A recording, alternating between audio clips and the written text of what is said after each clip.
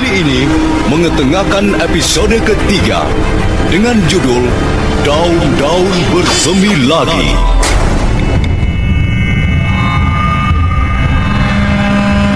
Pendekar Law dan Messing sedang mengintip jalannya pertandingan antara para pendekar pilih tanding di pelataran Candi Surabana. Mereka sama sekali tidak menyadari bahaya mengancam di sekeliling mereka. Messing terkejut ketika menengok ke sekitarnya. Ada kira-kira 20 orang bersenjata mengepung mereka. Hai, kalian berdua jangan berusaha untuk melawan kami, ha? Jangan salah sangka, saudara. Kami datang bukan dengan maksud mencari permusuhan.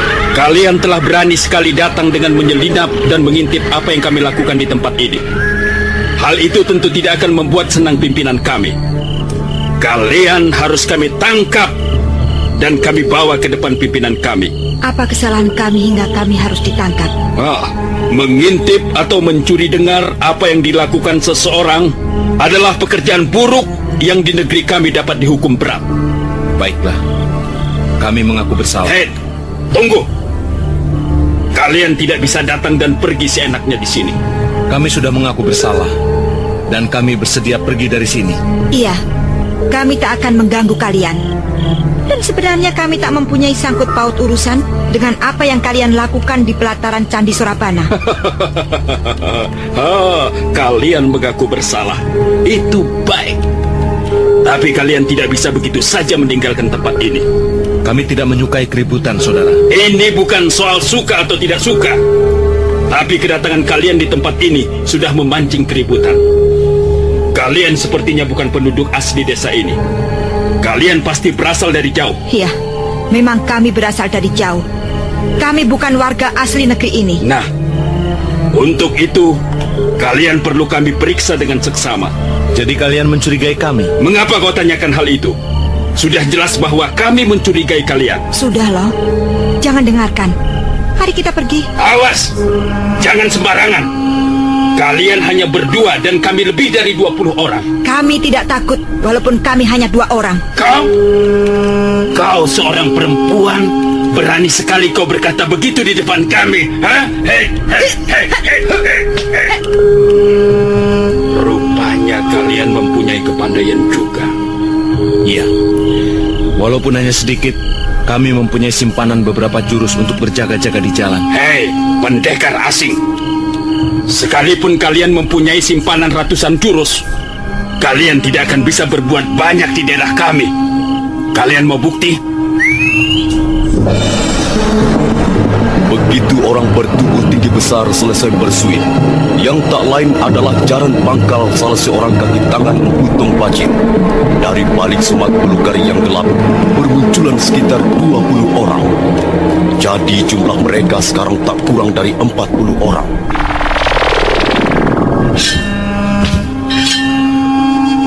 Nah, bagaimana? Kalian lihat sendiri betapa rapinya pengamanan kami. Aku masih bisa menambah jumlah mereka 2 kali lipat kalau memang diperlukan. Kalau kalian masih juga ingin melawan, berarti kalian orang-orang yang tidak waras. Kalian pasti akan binasa di tangan kami. Bagaimana loh? Kupikir sebaiknya kita menyerah saja Dan membiarkan mereka menangkap kita. Kita lihat saja bagaimana perkembangannya nanti. Jangan bisik-bisik. Kami tidak mempunyai waktu yang cukup untuk menunggu kalian berunding. Baiklah, kami menyerah.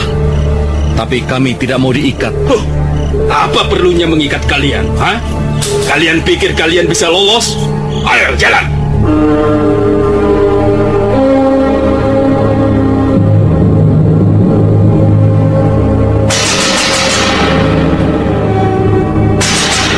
Sementara itu di tengah pelataran Candi Surabana masih terus berlangsung pertarungan antara Macan Kombang dan Julung Wangi. Julung Wangi sadar bahwa musuhnya kali ini sangat berbahaya karena memiliki kuku-kuku beracun. Sementara itu Macan Kombang, pendekar dari lereng Gunung Bromo itu, sama sekali tidak memberi kesempatan pada pendekar dari desa Sadek. Dia terus memburu dengan jurus-jurus macan yang bermacam-macam bentuk dan wataknya.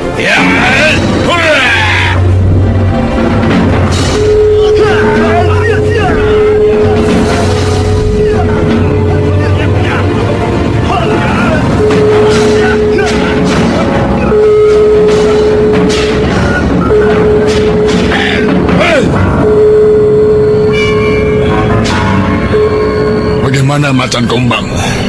Kita sudah merampungkan 20 jurus dengan baik. Bagus. Tidak percuma kau menyandang nama pendekar telapak besi dari Sading. Pantas jumlah muridmu bertambah banyak. Rupanya kau tekun berlatih dan berhasil mengumpulkan kemajuan-kemajuan yang lumayan. Tapi tunggu dulu. Apakah kau mempunyai jurus simpanan yang pantas untuk ditonton orang? Tidak. Kau sudah pernah melihat jurus ini?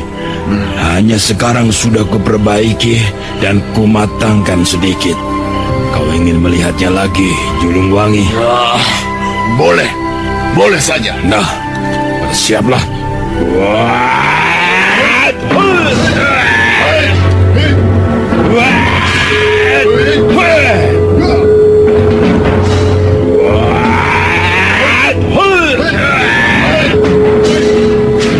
Julung Wangi melompat mundur 3 batang tombak. Dia tahu lawannya kali ini akan menggunakan jurus andalannya yang bernama Macan Angok. Jurus ini memang berbahaya dan tidak pernah diajarkan Macan Kombang pada murid-muridnya.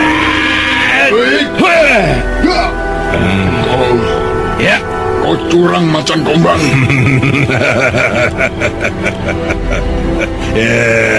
Semula kukira kau sudah mematangkan ilmu yang kau miliki selama ini, Julung Wangi. Tapi ternyata perkiraanku meleset. Kau tidak berubah dari setahun yang lalu. Kau licik dan curang. Kau harus bersembunyi dulu paling tidak 2 tahun, Julung Wangi. Jalan keluar sebelum ilmu yang kau miliki pantas dilihat orang. Kau pikir kau sudah memenangkan pertarungan ini?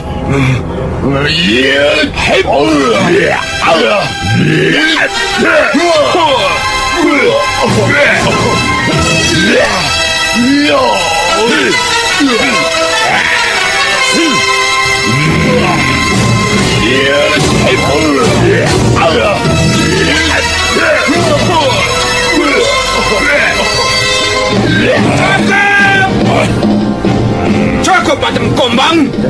Hei, tolong Papa Julung Wangi ke pinggir. Kebokluyur, apa maksudmu turun ke tengah pelataran Candi Sorabana ini?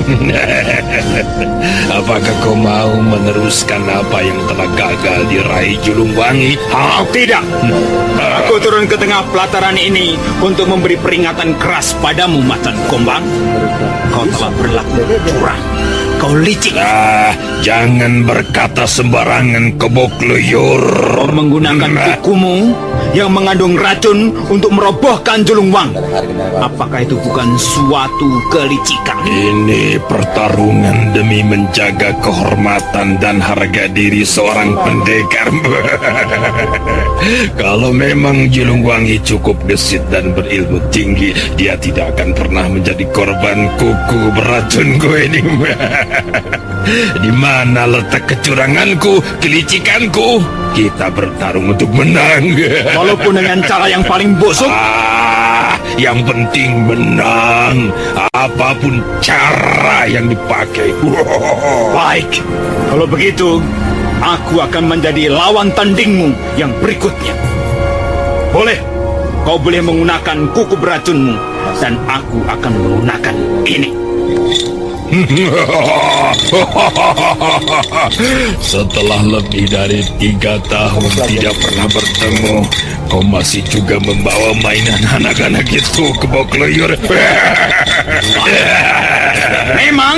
Ini memang barang mainan. Aku yang akan memainkannya, dan kau yang akan menjadi sasarannya, Macan Kombang. Siap.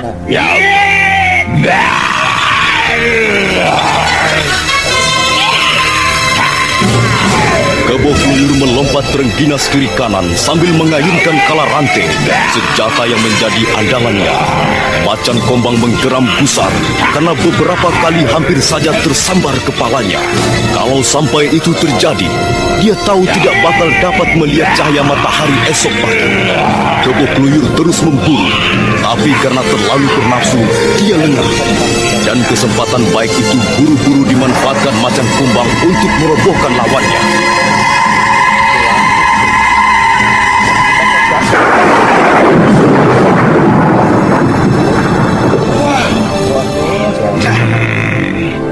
Apa maksudmu, Adisara? Mengapa kau turun gelanggang sebelum pertandingan ini selesai? Aku ingin menggantikan Paman Kebo Kluyur yang agaknya kurang siap untuk bertanding. Hei, pendekar dari Sila Bunga, aku tidak keberatan menjadi lawan. Tapi turutilah peraturan yang berlaku. Jangan main selundup seperti kucing dapur begitu. Adisara, minggirlah! Aku masih bisa melayani cakaran macan dari lereng Bromo itu. Minggir! Kalian seperti bocah-bocah kecil berebut gula-gula. Mengapa kalian tidak sekalian maju bersama-sama? Macan liar! Iya, macan liar. Rupanya bukan hanya jurusmu yang bertambah maju, melainkan juga kesombonganmu. Maaf, Paman Kebo Kluyur. Biar aku saja menghadapi pendekar congkak ini. Adisara, itukah jurus pembukaan setan rebutan sajen? Sungguh mengerikan nampaknya. Bolehkah aku melihat kelanjutannya? Tentu saja boleh. Diam!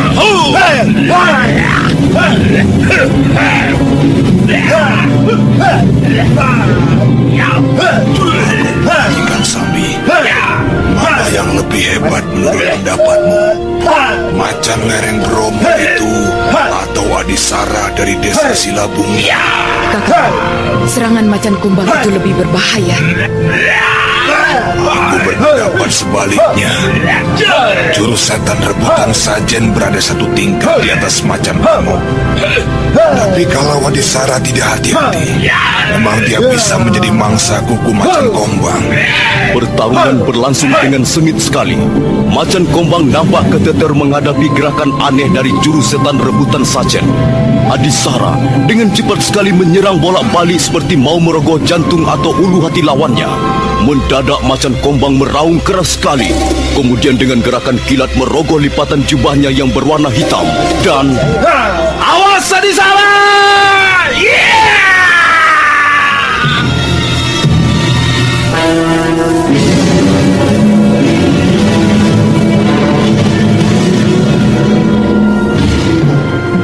Kebo Kluyur, tua bangka tidak tahu malu.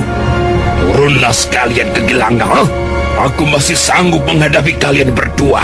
Jangan main serobot seperti pencuri bosok. Macan Kombang, kaulah pencuri bosok itu sendiri. Lihatlah para hadirin. Saking bernapsunya memenangkan pertarungan, Macan Edan ini telah menggunakan senjata rahasia. Kebo Kluyur lalu membungkuk beberapa kali dan memungut benda berwarna putih dari pelataran Candi Surabana. Benda itu runcing dan bentuknya mirip kuku seekor macan. Pendekar tengik, kau pantas mampus di tanganku macan licik. Tunggu. Tak ada perlunya ribut di antara teman sendiri. Kita semua adalah teman, bukan musuh. Seperti yang telah Tuan Kepu Mundarang katakan, bahwa pertandingan ini janganlah dijadikan gelanggang pembunuhan yang haus darah. Bagi yang menang ataupun yang kalah, tetap akan mendapatkan penghargaan dari pemerintah Kediri. Karena itu, janganlah bertarung sampai salah seorang menjadi binasa, menjadi korban pukulan maut temannya sendiri. Kalau begitu, pertandingan besar yang kita tunggu-tunggu selama ini tidak banyak artinya. Iya, pertandingan pertandingan ini tidak akan menghasilkan sesuatu yang memuaskan. Kalau begitu, lebih baik aku jadi penonton saja. Macan Kombang, Kebo Kluyur dan Adisara segera melompat meninggalkan tengah gelanggang. Tapi belum sampai mereka meletakkan pantatnya di tempat masing-masing, mendadak Jaran Lejong masuk.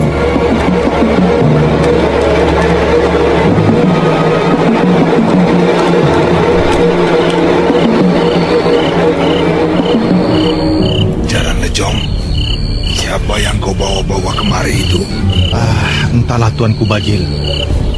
Dia tidak mau menyebutkan nama dan asal-usulnya.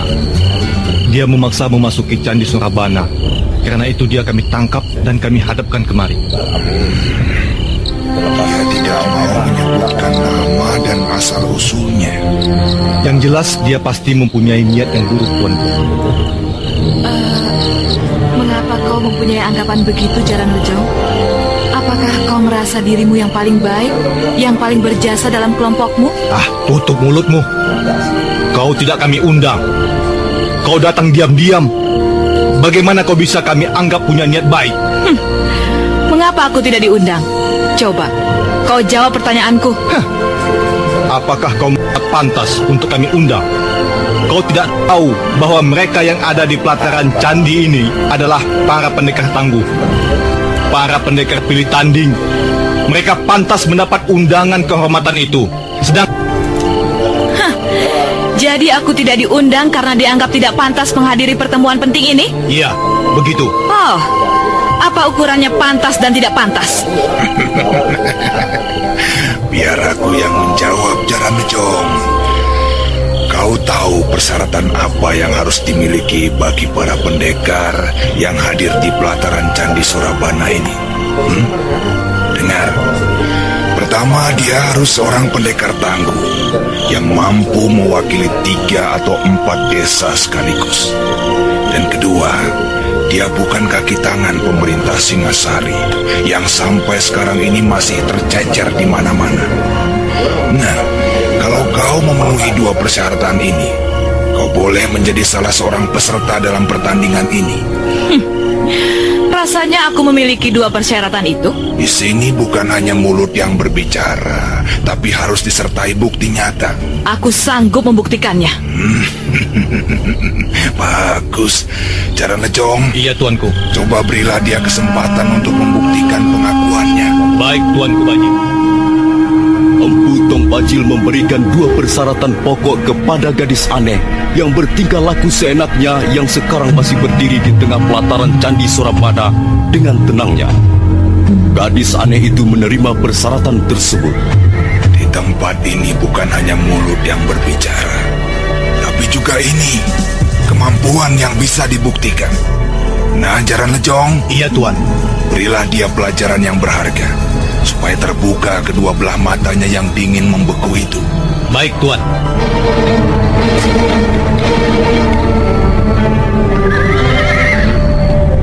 Apa kau sudah siap? Perempuan liar? Ada apa, Kakang Jaran Lonjong? Hush! Jangan kurang ajar kamu. Jaran Lejong, bukan Jaran Lonjong. Ayo, berdiri.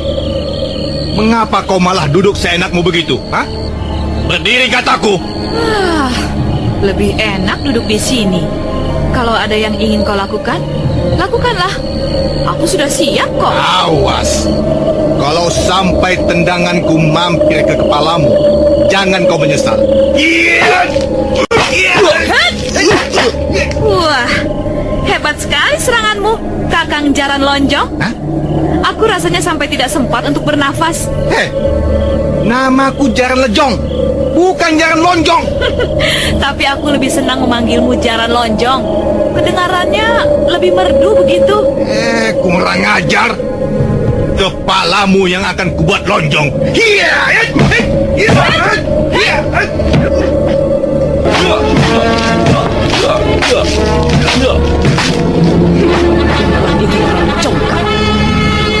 Tapi dia agaknya bisa mengatasi serangan Jaran Lejong. Lihat Sambi, Lejong dibuat paling sabar dan serangannya selalu kandas di jalan. Iya, tapi aku tidak suka perempuan seperti itu. Merasa diri cantik dan paling hebat. Memang benar apa yang dikatakan Empu Tong Bajil. Jaran Lejong tidak dapat berbuat banyak melawan gadis aneh itu. Sementara si gadis melayaninya dengan tenang dan sekali waktu membuat gerakan-gerakan nakal yang menjengkelkan. Mendadak Empu Tong Bajil melompat ke tengah gelanggang. Hentikan! Hentikan! Minggirlah, Jaran Lejong. Aku tidak sabar melihat tontonan yang lamban dan tidak menarik. Biar aku yang menguji gadis liar itu. Sabar, Kakang Bajil. Gadis liar itu harus diberi pelajaran yang akan membuat tingkah lakunya menjadi sopan. Saya kira persoalan ini cukup sepele. Kakang Bajil tidak perlu turun tangan. Hadir Renteng. Ya, aku harus menjaga kewibawaan pertemuan penting ini. Gadis itu sudah berani datang tanpa diundang. Dan sekarang dia berani mempermainkan Jaran Lejong di depan pendekar-pendekar lain. Justru demi menjaga kewibawaan itu, Kakang, maka janganlah Kakang Bajil turun tangan dan melayani gadis liar yang masih bau kencur itu. Percayalah padaku, Kakang. Serahkan saja soal ini padaku. Baiklah, baiklah. Lalu apa yang akan kau lakukan?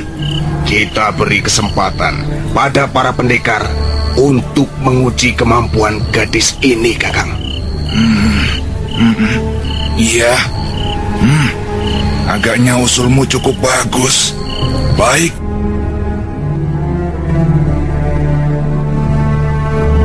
Nah, sekarang marilah kita buka kesempatan baru. Di depanku berdiri seorang gadis yang tak mau menyebutkan namanya. Kita juga tidak tahu tempat tinggal dan asal-usulnya. Tapi dia menyatakan dirinya sanggup diuji oleh siapa saja. Maka, barang siapa yang berminat menjajah kemampuan gadis ini, silakan maju ke tengah gelanggang. Biarlah aku yang menghadapinya.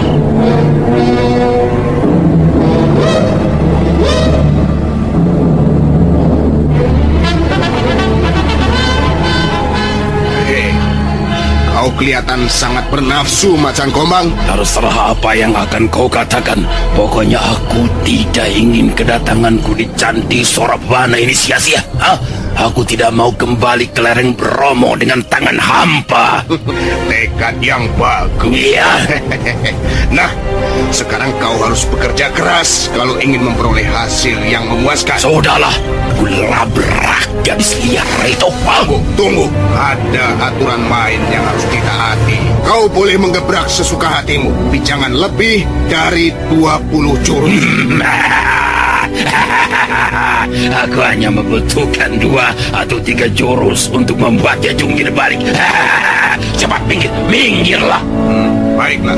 Apa kau sudah siap, anak manis?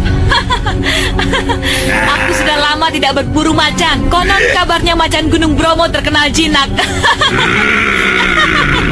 Gadis Edian, ratakan tulang-tulangmu, ku koyak-koyak daging kulitmu.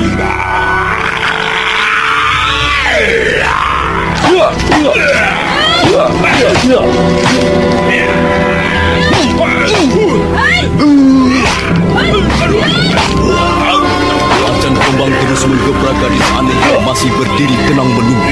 Laki-laki pendekar dari lereng Gunung Bromo itu menjadi heran karena jurus-jurus macan yang menjadi andalannya dapat ditangkis lawan. 10 jurus berlangsung dengan cepat. Macan Kombang menjadi penasaran dan mukanya panas karena menahan rasa malu.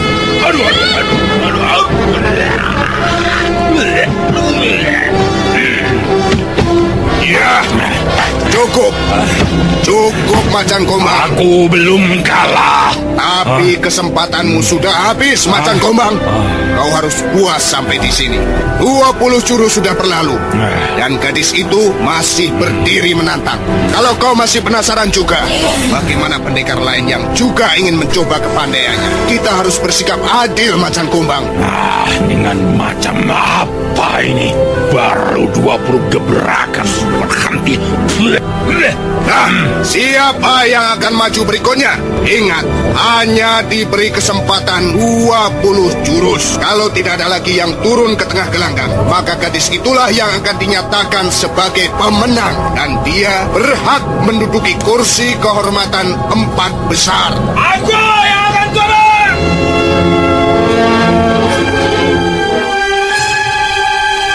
Besar, terlalu berharga seorang gadis yang masih bau kencur. Rela melepaskannya. Kau tidak rela, Bogluyur? Kalau kau tidak rela, kau harus membuatnya bertekuk lutut dalam 20 jurus. Aku akan membuatnya digotong dari pelataran Candi Surabana ini ke rumah tinggalnya. Ayo, gadis cilik, tahanlah serangan koloranteku ini.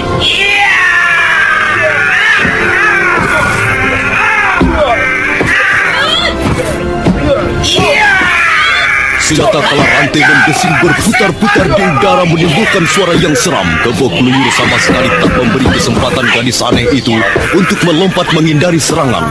Dia terus memburu dengan senjata andalannya. Tapi sama halnya dengan macan kombang, dia pun menjadi heran sendiri. Serangan-serangannya selalu patah di jalan, sementara gadis aneh itu masih lincah dan beringas. Kakinya berlompatan lincah ke kiri atau ke kanan dan kadangkala jungkir balik di udara seperti seekor lutung bercanda dengan teman-temannya. Mengejar anak setan yang mulia!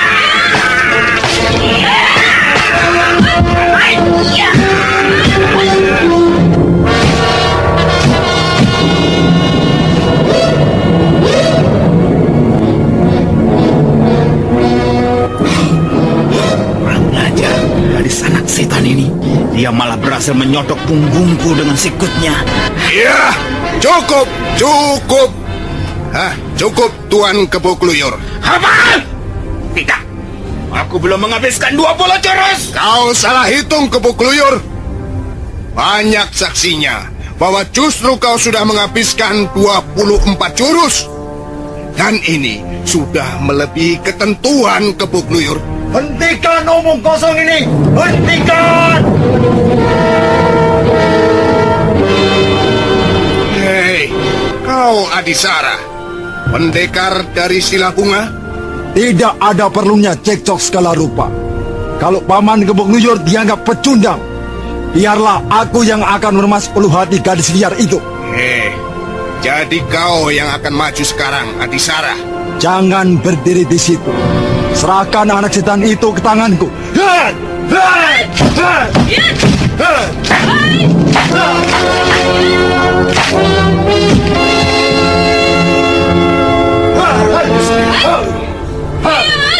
Ciri-ciri khusus gerakan dalam jurus-jurus. Kakang, siapapun dia orangnya, aku sudah muak, Kakang. Jangan terburu nafsu, Sambi. Sekalipun dia hebat dan lincah seperti burung serigatan, dia tak akan mampu bertahan dalam 10 jurus melawan Adisara. Apa yang dikatakan Empu Tong Bajil tidak meleset terlalu jauh. Setelah mendekati jurus yang ke-10, nampak Adisara mulai bisa menguasai jalannya pertarungan. Jurus setan rebutan Sacen dari desa Sila Bunga memang terkenal ganas. Sosok tubuh Adisara bisa nampak lebih dari satu orang karena kecepatannya, dan angin yang ditimbulkan dari gerakan tubuhnya bersuitan ke sana kemari. Gadis aneh itu sekali waktu nampak kecele karena terpedaya gerakan tipu lawan yang jitu. Melihat keadaannya makin terdesak, mendadak gadis aneh itu melenting ke atas dan menengus keras sekali.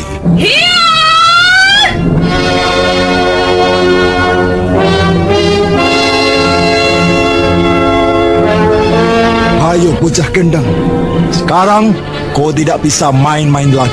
Adisara ingin merunggosmu. Kalau kau melawan, maka tangan-tanganmu akan kupatahkan satu persatu, dan kau akan menyesal seumur hidupmu. Hah! Aku tidak pernah menyesali apa yang telah kulakukan. Mari kita lihat, apakah benar keyakinanmu itu.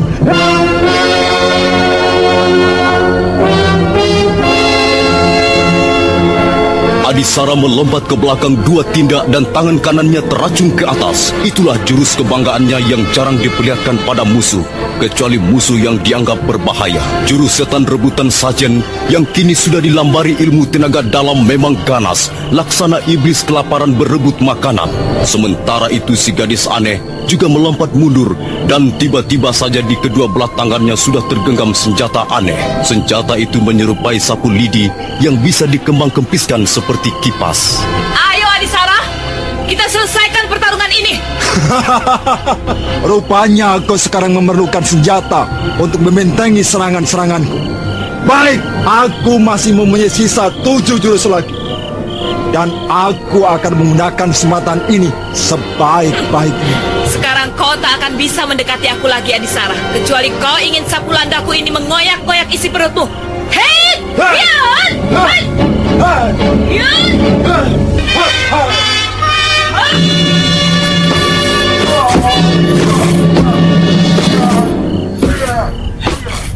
Gadis aneh itulah sekarang yang memulai serangan. Adisara berusaha menghadang dengan tenaga dalamnya yang disalurkan melalui jurus-jurus setan rebutan sajen. Setelah 2 jurus berlalu dan pertarungan terjadi dengan sengit, mendadak gadis aneh merubah inti gerakannya. Tangannya berputar bagaikan kitiran dan apa yang dilakukan sulit diikuti pandangan mata, kecuali mata pendekar yang cukup terlatih. Empu Tong Bajing yang sejak tadi menonton tak berkedip sampai berdiri dari atas batu tempat duduknya. 1000. Ya, lengan 1000. Gadis liar itu menggunakan jurus lengan 1000. Jurus lengan 1000? Iya, jurus lengan 1000 milik pendekar lengan 1000 yang sudah 10 tahun tak menampakkan diri lagi. Aku pernah mendengar jurus itu. Hoi! Berhenti! Berhenti!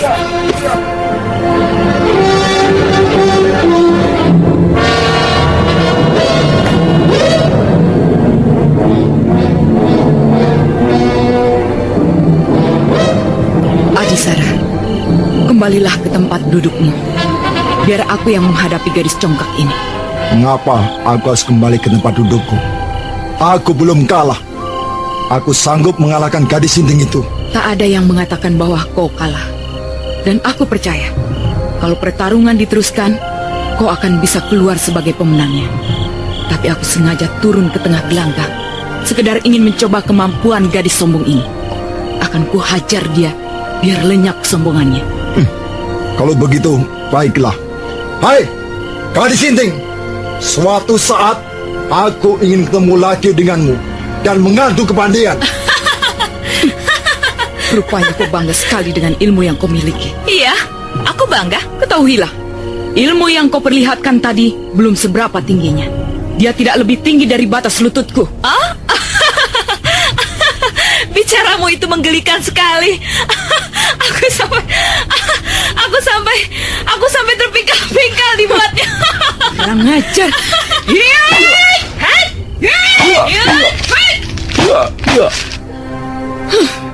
Kau menggunakan jurus apa tadi?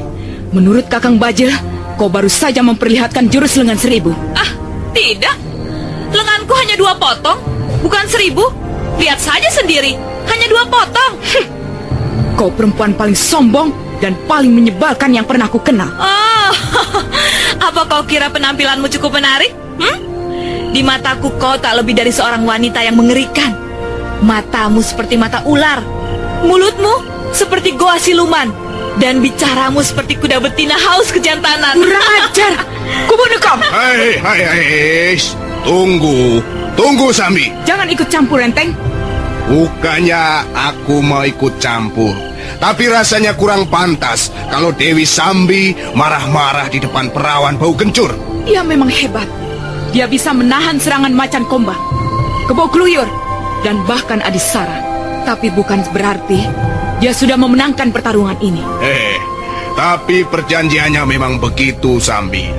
Dia sekarang berhak ikut pertandingan dan bahkan berhak menduduki kursi 4 besar. Apa?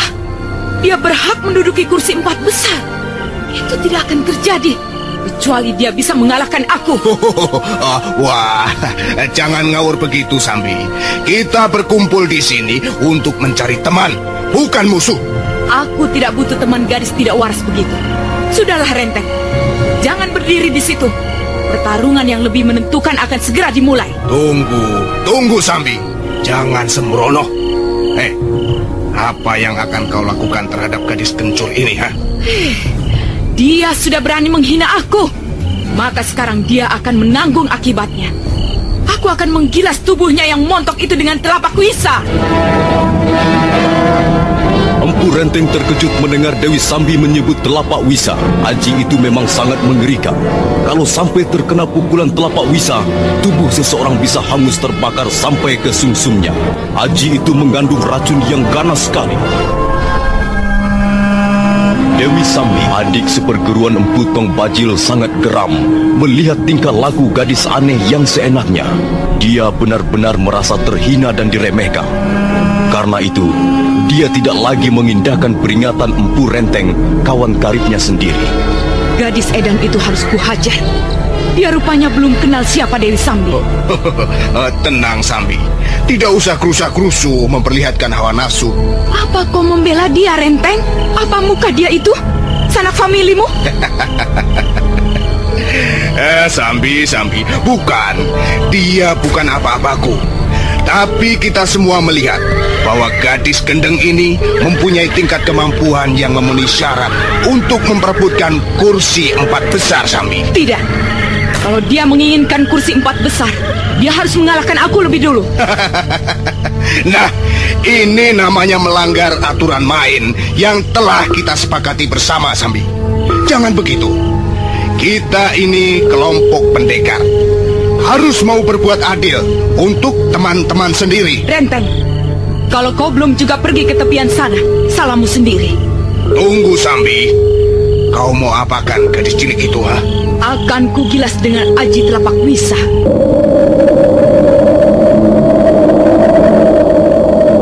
Wanita cantik tapi berwajah sangar yang bernama Dewi Sambi segera menarik kakinya 2 langkah ke samping. Kedua belah telapak tangannya digosok-gosokkan dan segumpal asap hitam mengepul mengeluarkan bau amis yang amat keras. Itulah aji telapak wisa. Ilmu pukulan ini sangat mengerikan.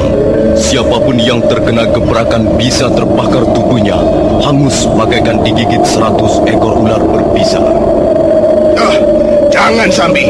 Jangan gunakan telapak wisa. Renteng, kalau kau masih berdiri di situ, kaulah yang pertama kujadikan sasaran pukulan telapak wisaku ini. Kemudian setelah itu, dia, gadis sombong itu akan mendapat giliran berikutnya. Mengapa jadi begini, Sambi? Tahanlah dirimu barang sedikit, Sambi. Tidak. Kalau kau menghalang-halangi niatku, maka berarti kau membela anak setan itu. Sambi, aku tidak membela siapapun. Aku berdiri di sini untuk mewakili kepentingan semuanya. Renteng, jangan-jangan kau menjalin hubungan rahasia dengan gadis liar itu. Aku menjadi curiga. Jangan-jangan kalian berdua telah berkomplot. Sambi, kau jangan berkata sembarangan. Empu Renteng tidak mempunyai watak seperti itu. Sambi, agaknya kau menjadi bangga dan besar kepala karena aji pukulanmu telapak wisa. Nah, kalau tanganmu sudah terlalu gatal untuk menggunakan ilmu pukulan itu, janganlah menjadikan orang lain jadi korban. Aku, sahabatmu sendiri, Empu Renteng, mampu menahan telapak wisa. Kau menantang aku, Renteng. Kau membuatku tidak sabar, Dewi Sambi. Selama ini kita berteman baik. Tapi kata-katamu itu sungguh keji, Sambi. Kau bermaksud memfitnah aku di depan mereka, para pendekar, bahkan di depan tuanku Kebo Mundarang. Kalian ini sedang berbuat apa, ha? Kalian ini sedang berbuat apa? Kakang Bajil telah melihat sendiri.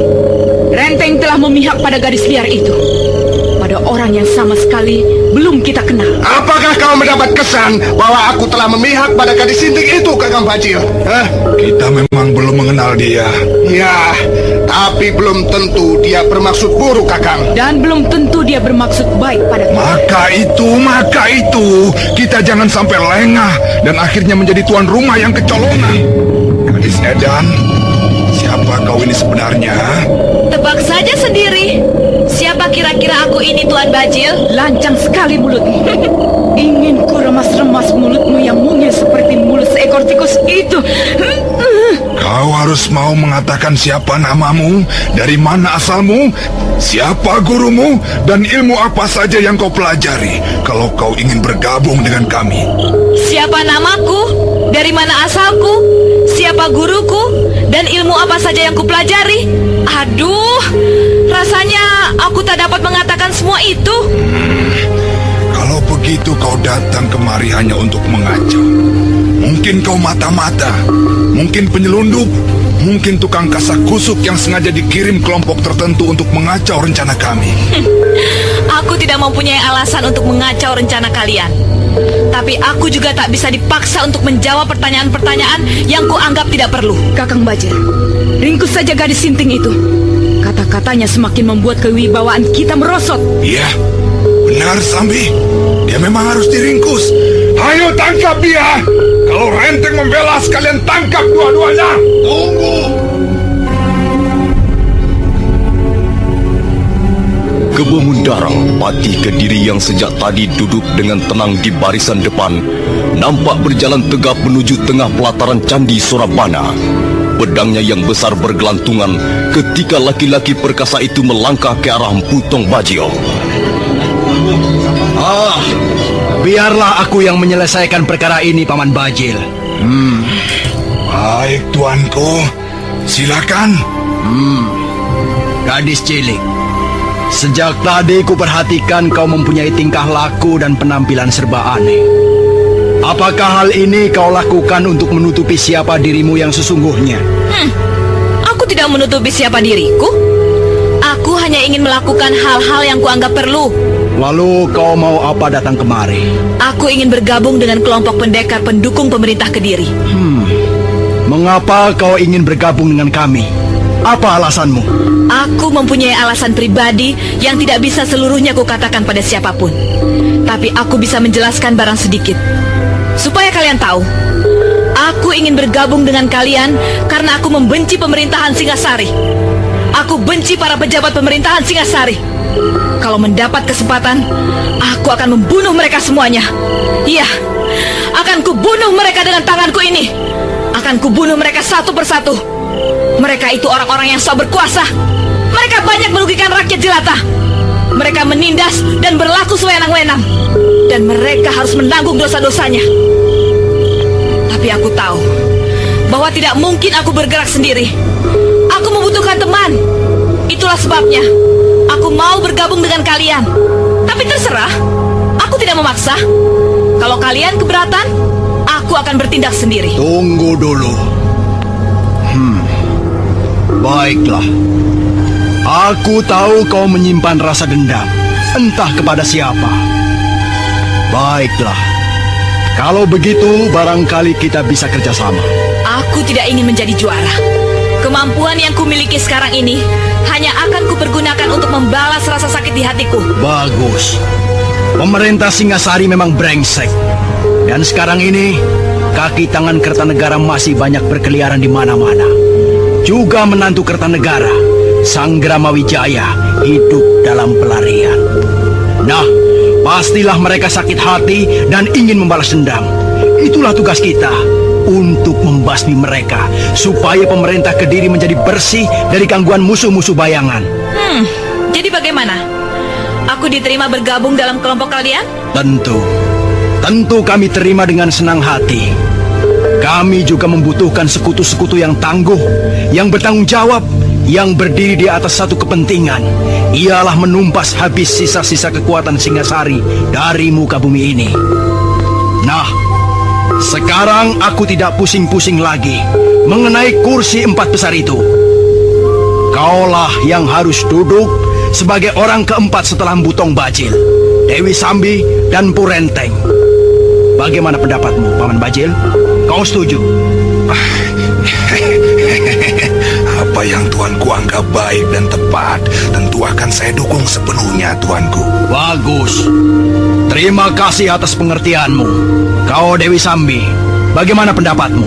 Pendapat saya sama dengan Kakang Bajil. Hanya saja, gadis itu harus belajar sedikit tata kesopanan, supaya tidak sering menimbulkan kesalahpahaman di antara teman sendiri. Dan kau Empu Renteng, apakah kau keberatan? Sama sekali tidak, tuanku. Saya pikir gadis aneh ini bisa kita percaya kata-katanya. Dan bagaimana dengan yang lain? Apakah ada keberatan kalau gadis ini menduduki kursi 4 besar? Bagi yang tidak setuju, angkat tangannya tinggi-tinggi. Nah, tidak ada yang mengangkat tangannya. Berarti semua setuju. Nah, bagaimana aku harus memanggilmu anak manis? Tentulah kau mempunyai nama yang bagus. Katakanlah siapa namamu. Namaku Sakawuni. Aku berasal dari desa Tanibala. Hanya itulah yang bisa kukatakan. Apakah cukup puas?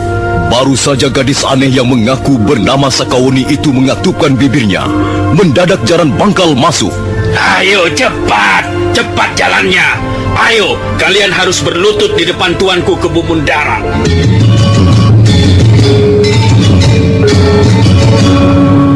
Hai, siapa mereka yang kau bawa-bawa ini, Jaran Bangkal? Mereka kami tangkap ketika sedang mengintip jalannya pertandingan dari atas bukit itu, Kakang Bajil. Kurang ajar.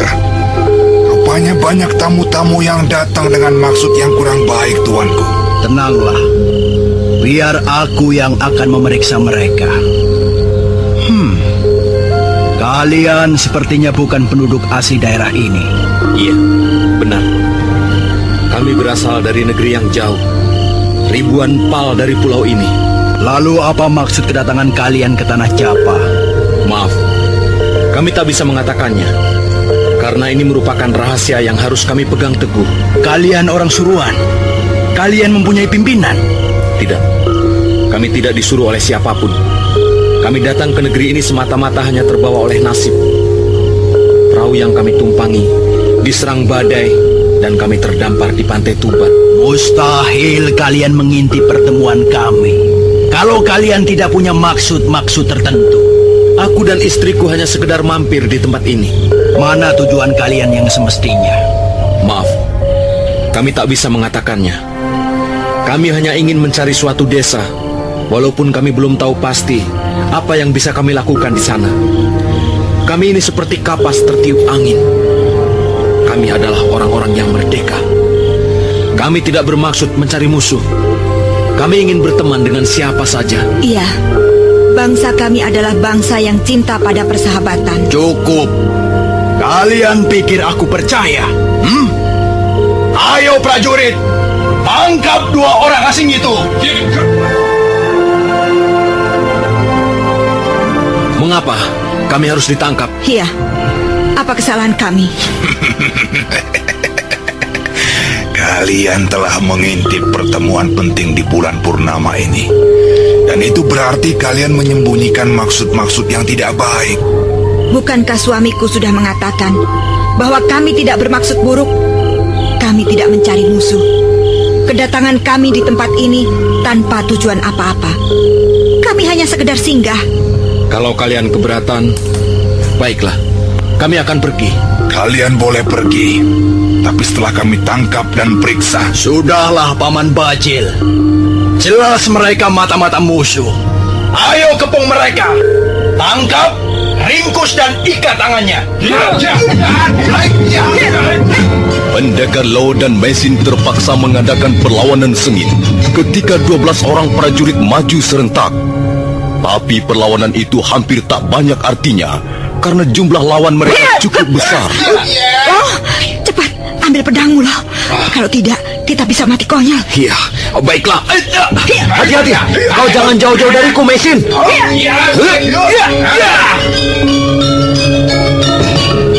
Baiklah, kalian memaksa kami untuk bertarung, dan aku tak bisa berbuat lain. Kami harus membela diri demi keselamatan kami. Selesai berkata, pendekar Lau segera meraba gagang pedang naga puspa. Semua yang berdiri di tengah pelataran Candi Surabana tertegun sesaat begitu melihat pedang naga puspa keluar dari warangkannya. dan mereka menatap pendekar Lo yang berdiri tegak, sementara tangan kanannya erat menggenggam sebilah pedang besar yang bentuknya aneh. Hei! Mengapa kalian diam dan tidak berkutik seperti cangkrik terpijak? Ayo! Tangkap mereka! Bunuh saja kalau mau melawan!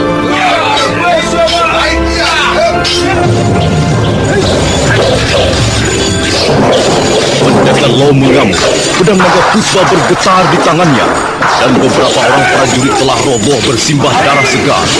Gelanggang pertandingan menjadi hingar-bingar. Potongan senjata bertebaran di pelataran candi. Wajah Kebo Mundarang merah padam melihat prajurit-prajuritnya roboh seperti batang pisang ditebang, seperti daun dipangkas ujung-ujungnya. Berhenti! Berhenti semuanya! Hai orang asing, kalau kalian terus melawan, berarti kalian menentang pemerintah Kediri. Sebenarnya kami tak menginginkan pertumpahan darah seperti ini. Tapi Tuan dan prajurit-prajurit Tuanlah yang memaksa kami. Jadi kalian tetap akan melawan. Kami tak mau ditangkap tanpa kesalahan. Kalau kalian tertangkap, kalian akan dihukum picis di tengah-tengah alun-alun Kediri. Tubuh kalian akan disayat-sayat dengan pisau dan dikucuri air garam. Kalian akhirnya pasti akan mati dengan penuh penderitaan dan kesakitan.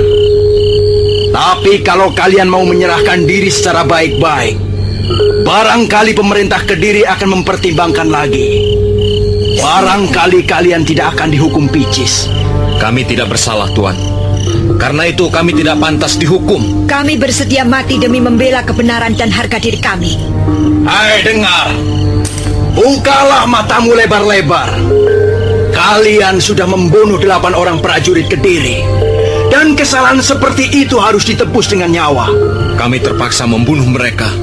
Tuan sendiri melihat bahwa kami terpaksa, bukan? Sebab kalau tidak, merekalah yang akan membantai kami berdua di tempat ini. Kebo Mundarang nampak sangat marah. Dia hampir saja mengangkat tangannya untuk memberi aba, tapi mendadak Emputong Baju melompat ke depannya. Hop! Maaf Tuan Kebo Mundarang. Agaknya 2 orang asing ini ingin pamer kepandaian dan keberanian. Biarlah saya yang menangkap mereka.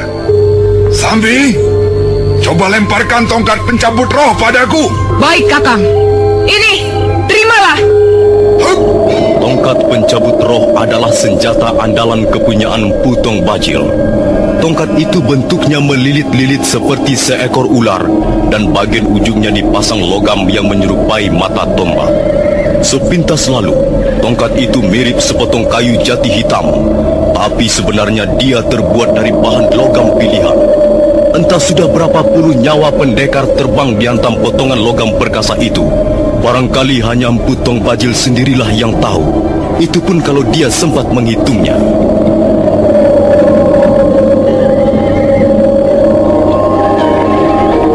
Biarlah saya yang mengajar 2 orang asing itu, tuanku. Baiklah. Tunjukkan kemahiranmu, Paman Bajil. Tapi maaf Tuan Kebo Mundarang. Barangkali kalau memang sulit untuk saya laksanakan, saya terpaksa membunuh mereka. Sebab saya melihat pendekar laki-lakinya menggunakan senjata yang berbahaya. Itu tidak menjadi soal. Kalau bisa memang sebaiknya kau tangkap hidup-hidup, supaya kita bisa mengorek keterangan dari mulutnya. Tapi kalau hal itu sulit kau lakukan, baiklah, bunuh saja. Kalau memang mereka mempunyai kawan, hal ini bisa menjadi peringatan keras bagi kawan-kawannya itu. Baik Tuan, mari kita mengadu kekuatan senjata. Kulihat kau memiliki senjata yang hebat.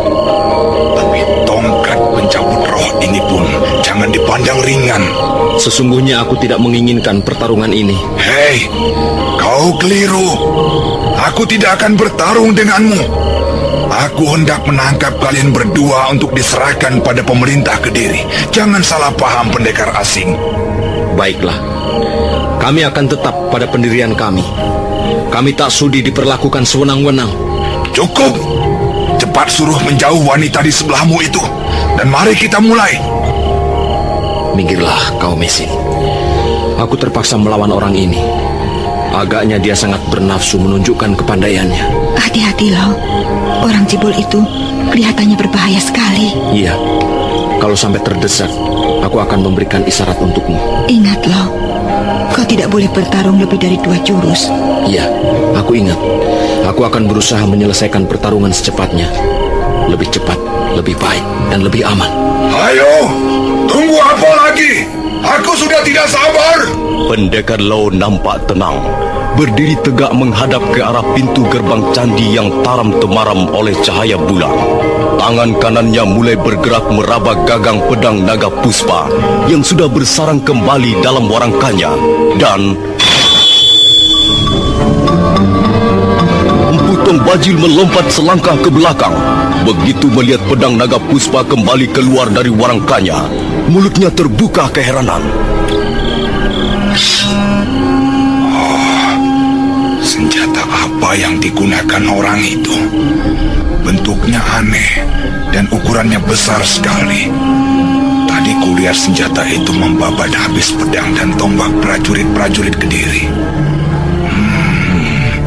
Aku harus benar-benar waspada. Nah, aku sudah siap. Silahkan Tuan mulai. Bagus, bagus. Tahanlah seranganku yang pertama.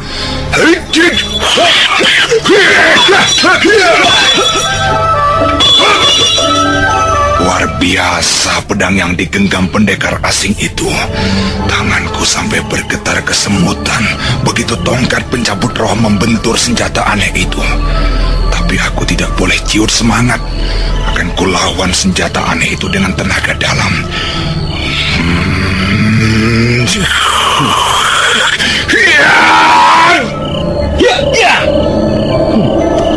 Orang cebol itu nampaknya berkepandaian tinggi. Dia sedang mempersiapkan tenaga dalamnya untuk melawan pedang naga puspa ini. Nah, tahanlah seranganku ini orang asing. Empu Tong Bajil terus memburu pendekar Lau dengan tusukan dan ayunan tongkat pencabut roh. Pendekar Lau hampir saja tak mempunyai kesempatan untuk membendung serangan-serangan gencar lawannya. Mendadak terasa sesuatu bergolak dalam tubuh pedang naga puspa. Dan sesuatu itu kemudian mengalir deras sekali melalui urat-urat telapak tangannya dan menyebar ke seluruh tubuh. Bahaya sekali. Dan nampaknya Lo sudah mulai tersedot tenaga dalamnya oleh naga puspa. Kalau dia tidak segera menyudahi pertarungan, dia akan celaka. Cepat Lo! Cepat selesaikan! Cepat Lo! Kurang ajar. Orang itu memakai pedang iblis. Tongkat pencabut rohku sampai rengat di bagian ujungnya. Akan kubunuh orang itu. Akan kubunuh dengan Aji Segara Geni. Sambi! Bawa tongkatku ini! Hai orang asing, jangan dulu kau keburu berbangga hati karena mempunyai senjata yang ampuh. Jangan sebut diriku Empu Tong Bajil kalau sampai aku tidak mampu membinasakan kalian.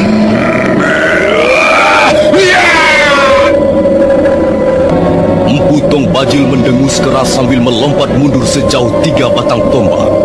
Kemudian kedua belah tangannya berputar 7 kali di atas kepalanya dan akhirnya berhenti bersidakap di depan dadanya. Itulah pertanda pendekar lereng Gunung Tengger itu mempersiapkan ilmunya yang bernama Aji Segara Geni. Ilmu itu terkenal dasar. Dalam lakon pewayangan ilmu ini dikenal dengan sebutan lebur seketi. Barang siapa sampai terkena pukulan Aji Segara Geni, maka jangan harap orang itu dapat dipungut dalam keadaan utuh mayatnya. Dia pasti akan hancur berkeping-keping dan mayatnya akan kering kerontang seperti alang-alang dimakan api. Melihat Empu Tong Bajil yang berdiri tegak di atas kakinya dan matanya menatap tajam, Mesin buru-buru melompat dan menggamit lengan suaminya. Jangan dilawan Lo, cepat lari. Hai, dia lari kakak! Mereka lari! Jangan lari! Awas! Jangan lari! Kejar! Tangkap mereka!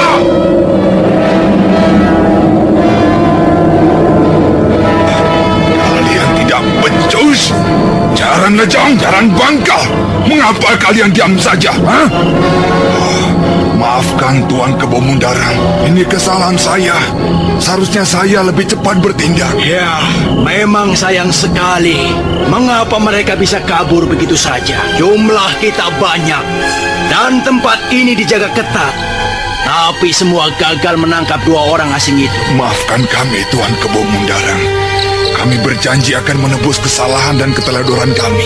2 orang asing itu pasti akan dapat kami ringkus dan kami serahkan ke tangan Tuan Kebo Mundarang. Ya, persoalan kedua orang asing itu kuserahkan pada Paman Bajil.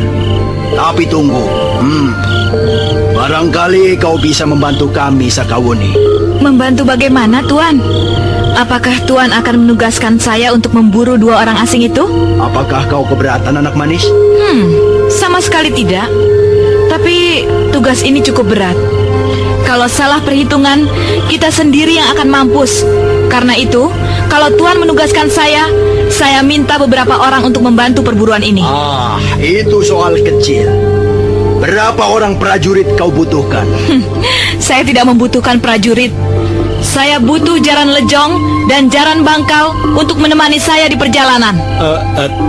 Tapi apa, Jaran Lejong? Kau harus menurut. Ingat, Tuan Kebo Mundarang sudah mengangkat Sakawuni sebagai salah seorang di antara 4 besar. Apa kau keberatan, Jaran Lejong? Tidak, Tuan. Tapi biasanya saya bertugas mengawal Tuan Empu Tong Bajil. Kali ini kau tidak usah mengiringi aku. Kau temani saja gadis itu di jalan. Nah, pertemuan ini rasanya sudah tidak bisa kita teruskan lagi. Karena itu, aku bubarkan saja. Aku akan kembali ke Kediri besok pagi. Dan mengenai 2 orang asing itu, kuserahkan pada Paman Bajil dan kawan-kawannya. Kebo Mundarang, Pati Kediri itu pergi meninggalkan pelataran Candi Surabana dengan diiringkan prajurit-prajuritnya. Kemudian para pendekar, baik yang sempat turun ke gelanggang maupun yang belum, satu persatu pergi. Dan tak lama kemudian, suasana pelataran Candi Surabana menjadi sepi dan lengang.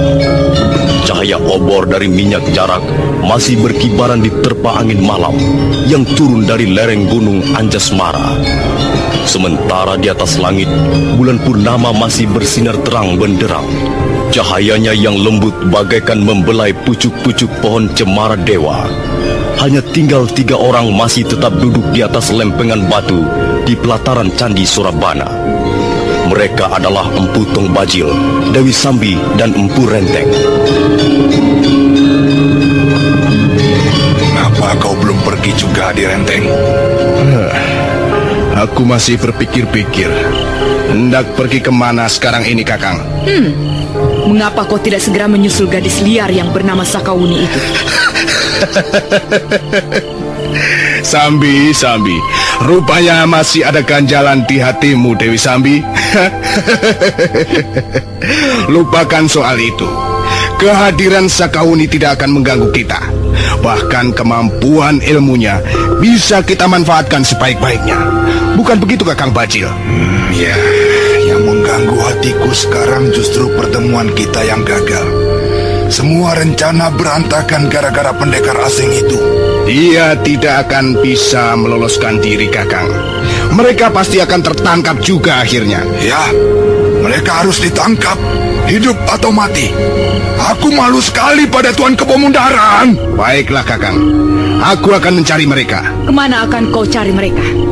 Aku kira mereka belum lari terlalu jauh. Dewi Sambi masih akan melanjutkan bicaranya, tapi Empu Renteng sudah keburu melompat ke dalam gelapnya rimbunan pohon-pohon liar.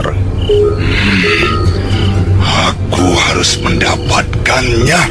Harus! Apa, Kakang Bajil? Kubilang aku harus mendapatkannya. Aku harus bisa merebutnya dari tangan pendekar asing itu. Merebut apa? Pedang!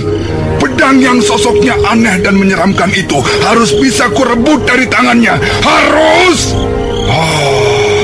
Luar biasa senjata itu. Dari mana pendekar asing itu mendapatkannya? Pedang itu memang luar biasa sekali, Kakang. Bahan apa yang digunakan untuk membuatnya? Sepertinya batu-batuan gunung pun akan dapat dihancurkan olehnya. Kalau aku bisa memperoleh pedang itu, Sambi, aku akan menjadi yang paling tinggi. Mungkin lebih tinggi dari bulan yang berenang di atas langit itu.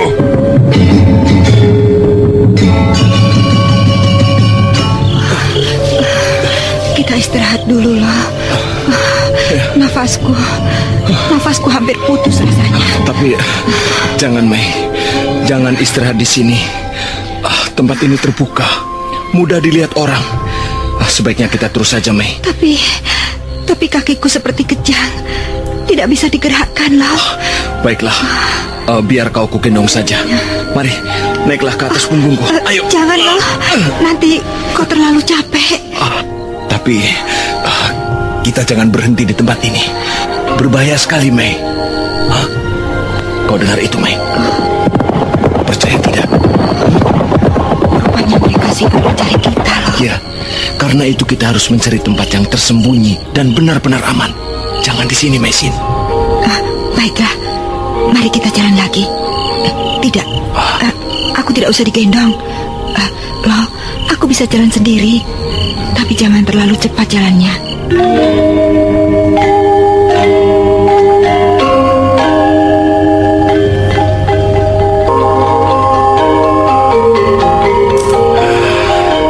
Rasanya di sini lebih aman.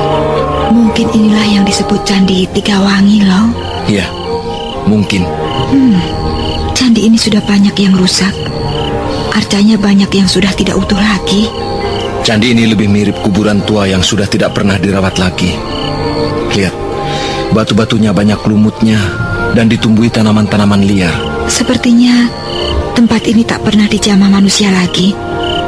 Hawanya dingin sekali, dingin dan menyeramkan. Justru tempat seperti inilah yang kita butuhkan. Tempat yang seram sangat cocok untuk orang-orang buronan bersembunyi. Ada apa, Mei Xin? Iya, aku tahu. Kau pasti sangat lelah, bukan? Bukan hanya lelah.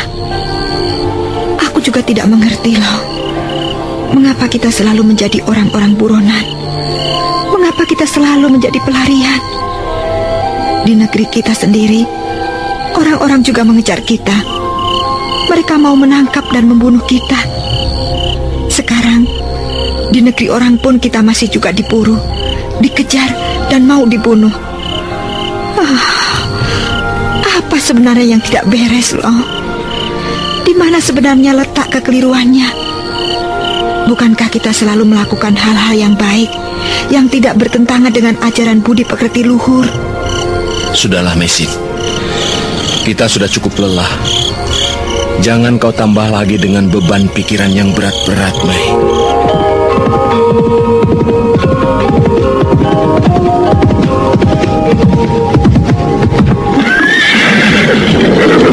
Hei, mengapa kalian turun dari kuda? Kami tak sudi mengikuti perintahmu. Kami tak sudi bertugas bersama seorang perempuan. Kenapa? Apa salahnya kalian pergi bersamaku? Apakah wajahku seperti burung hantu? Gadis liar, pergilah mencari buronan itu sendiri. Dan kalian? Kami tentu saja akan pergi berdua saja. Kami tidak senang diatur perempuan. Kalau begitu, kalian mau membantah pimpinan kalian sendiri. Kalian tidak takut akibatnya? Gadis sinting, cepat pergi. Kami tak sudi tunduk pada perintah-perintahmu. Kalian ini pendekar-pendekar berjiwa pengecut. Kalian picik dan tidak satria. Baik, aku pun tak sudi mempunyai anak buah seperti kalian. Tikus-tikus pengecut. Apa? Kami anak buahmu? Cis! Sejak kapan kami menjadi anak buahmu, ha? Tentu saja sejak kalian berdua dapat kukalahkan. Hei, kau jangan sembarangan bicara. Kami berdua belum pernah kau kalahkan. Bagaimana kalau sekarang kalian berdua mengakui kalah di depanku? Kau sombong benar. Kalau kau mampu mengimbangi ilmu macan kombang, kebuk luyur, dan julung wangi, belum berarti kau mempunyai tingkat kepandaian di atas kami, ha? Hayo, turun kau dari atas kudamu. Kalau kau dapat membuat kami bertekuk lutut, maka kami akan mengaku kalah. Dan Dan kau boleh memerintah sesuka hatimu atas diri kami. Sakawuni masih sesaat duduk di atas punggung kudanya. Dia hanya tersenyum dingin mendengar tantangan Jaran Bangkal. Kemudian gadis berwajah manis itu turun dari kuda dengan tenang. Sementara itu Jaran Lejong dan Jaran Bangkal telah menunggu dengan kuda-kudanya. Seperti inikah orang-orang yang tidak mau tunduk pada pimpinannya sendiri? Kami tidak pernah tunduk dan diperintah oleh seorang perempuan. Daripada kami tunduk pada perempuan, lebih baik kami bersembunyi seumur hidup karena malu. Kalian terlalu meremehkan martabat wanita. Kalian lupa bahwa kehadiran kalian di muka bumi ini berkat jasa seorang wanita. Sudahlah. Jangan banyak cincong. Kalau kau ingin kami tunduk, ayolah. Buktikan bahwa dirimu lebih kuat dari kami, sehingga memang pantas kami tunduk. Kalian tidak takut aku akan melaporkan pada pimpinan kalian bahwa kalian telah membangkang perintahnya? Pimpinan kami tidak akan mau percaya laporanmu. Kau belum tahu rupanya bahwa kau mendapat angin baik karena Tuan Kebemundaran. Tapi Patih Kediri itu besok pagi sudah tidak ada lagi bersama kita.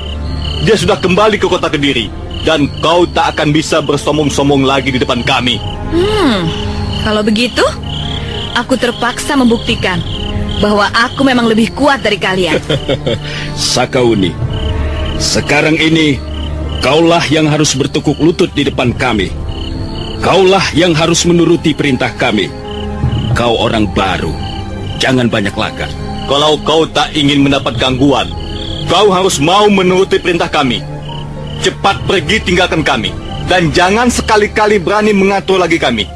Cukup jelas? Wah, jelas sekali. Tapi sayang sekali bahwa aku tak sudi menyerah. Akulah pimpinan kalian dalam tugas melacak 2 orang pelarian itu. Dan sekarang, kuperintahkan agar kalian segera naik ke atas kuda. Kurang ajar. Bicaramu semakin memerahkan telinga. Ayo Kakang Jaran Bangkal, tunggu apa lagi? Sakawuni, bukan salah kami kalau nanti kami terpaksa membuatmu malu seumur hidup. Kalau kau dapat kami kalahkan, kami tidak akan membunuhmu, tahu? Kami hanya ingin membuktikan apakah kau ini benar-benar seorang perempuan yang lengkap, yang bisa juga menyenangkan hati laki-laki. Dasar pendekar jorok. Pikiranmu yang kotor itulah yang akan membuatmu celaka.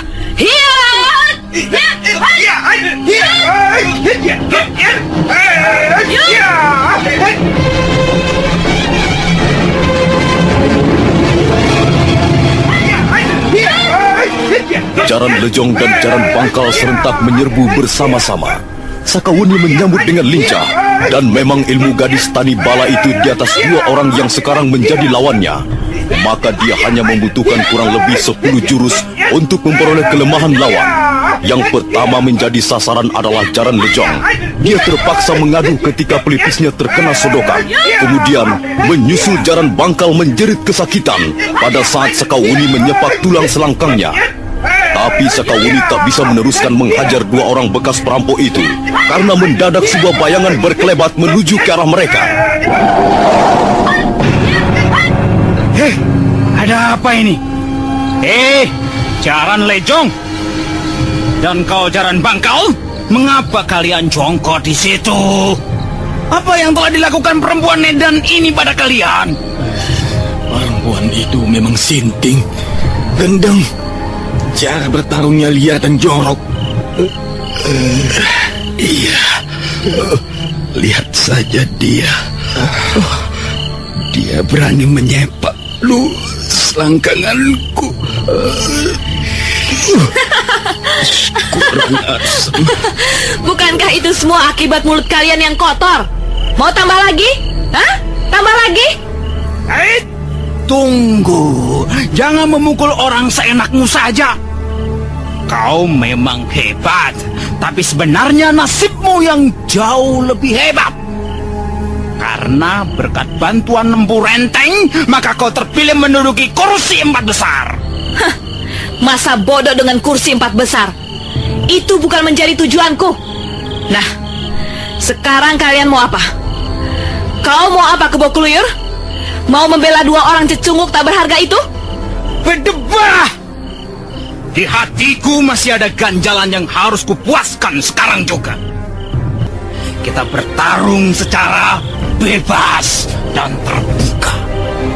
Tidak perlu dibatasi dengan jurus-jurus tai kucing. Perlu mari kita bertarung sampai 100 jurus, sampai salah seorang di antara kita keok tekuk lutut. Kalau begitu kemauanmu, terserah. Kau akan kubuat tobat dan minta ampun padaku, perempuan siding. Iya! Aku kesal dan kecewa melihat hasil pertandingan di pelataran Candi Surabana. Pertandingan bocah-bocah ingusan. Bocah kemarin sore yang hanya banyak lagak. Sekarang aku mendapat kesempatan untuk bertarung dengan bebas. Nah, mari kita mulai. Iya!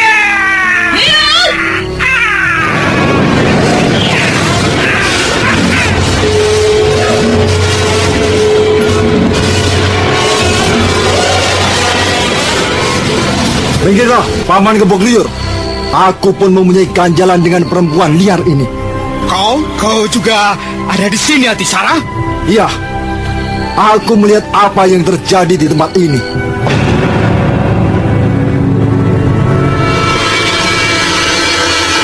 Aku pun melihat apa yang terjadi. Perempuan Edan itu memang hebat. Tapi sekarang dia akan mampus di tanganku. Biar aku saja yang menghadapinya, Macan Kombang. Untuk apa kau bersusah payah, Adisara? Biar aku saja yang membalaskan sakit hati kita. Kalian akan melihat nanti bagaimana aku membuat perempuan liar itu melolong-lolong minta ampun. Tapi Macan Kombang, aku pun ingin membalas sakit hatiku dengan tanganku sendiri. Serahkan saja soal itu kepadaku, Adisara. Kau harus memberi kesempatan padaku, Macan Kombang. Aku tidak rela orang-orang menganggap remeh jurus setan rebutan sachet. Aku tidak rela pendekar dari Sila Bunga jatuh pamornya gara-gara perempuan sinting ini. Adisara, mengapa kau tidak mau bersabar? Tahanlah dirimu barang sedikit, Mengapa bukan kau yang bersabar, Macan Kombang? Aku datang lebih awal di tempat ini, jadi aku lebih berhak membereskan urusan dengan perempuan ini. Kau tunggu saja giliranmu. Nanti sesudah aku. Waduh. Kalian ini berebut apa, ha? Kalian seperti bocah-bocah kemarin sore saja. Semua tak ada yang benar. Kacau. Hei, Adisara dan kau Macan Kombang, tak perlu kita saling menunjukkan siapa yang lebih hebat di antara kita. Jelas bahwa kita sama-sama telah dihina di depan orang banyak oleh setan betina itu. Nah, kalau memang begitu, mengapa kita harus bertengkar sendiri? Mengapa kita tidak kepuk saja gadis sinting itu bersama-sama? Iya, aku setuju. Kita hajar saja dia ramai-ramai. Iya, kita pukul dia. Kita hantam dia. Kalau perlu, kita cabik-cabik wajahnya yang sombong dan banyak lagak itu.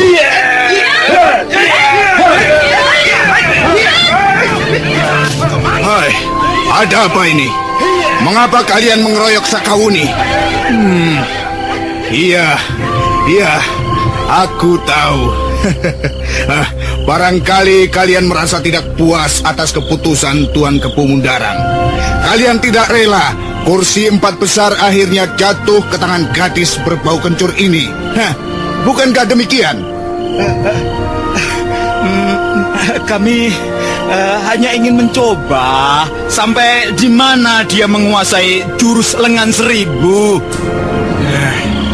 Tapi mengapa kalian main keroyok? Itu namanya tidak adil dan tidak satria. Kalian mestinya merasa malu karena telah mengeroyok seorang gadis yang pantasnya cocok menjadi anak kalian sendiri. Empu Renteng, apa kerjamu di tempat ini? Atisara. Aku hanya ingin berjalan-jalan saja. Dan secara kebetulan melewati tempat ini. Sudahlah. Urusan ini jangan dipanjang lebarkan. Sakauni, pergilah meneruskan tugasmu mencari 2 pendekar asing itu. Iya, Memang tak ada perlunya aku berlama-lama di sini. Tapi aku tak sudi berjalan bersama Jaran Lejong dan Jaran Bangka. Mereka membuatku muak.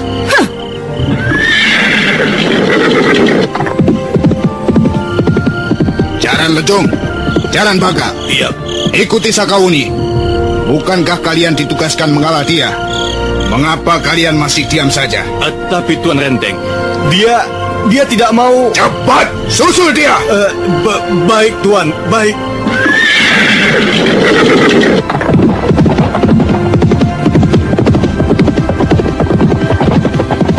Nah, bagaimana sekarang?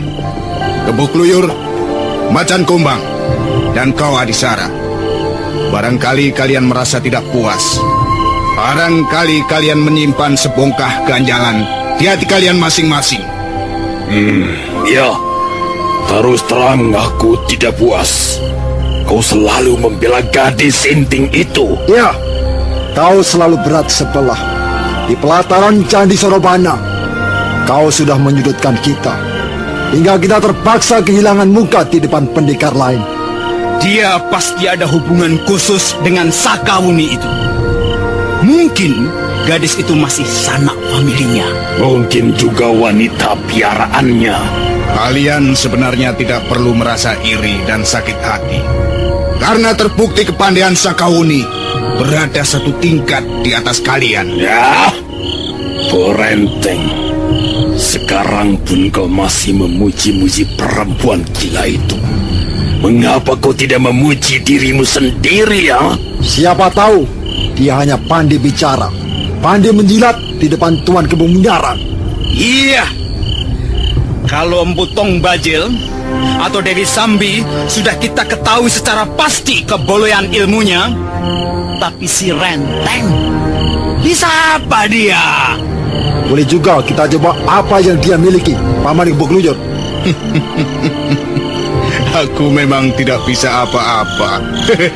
Aku tak punya simpanan ilmu secuil pun.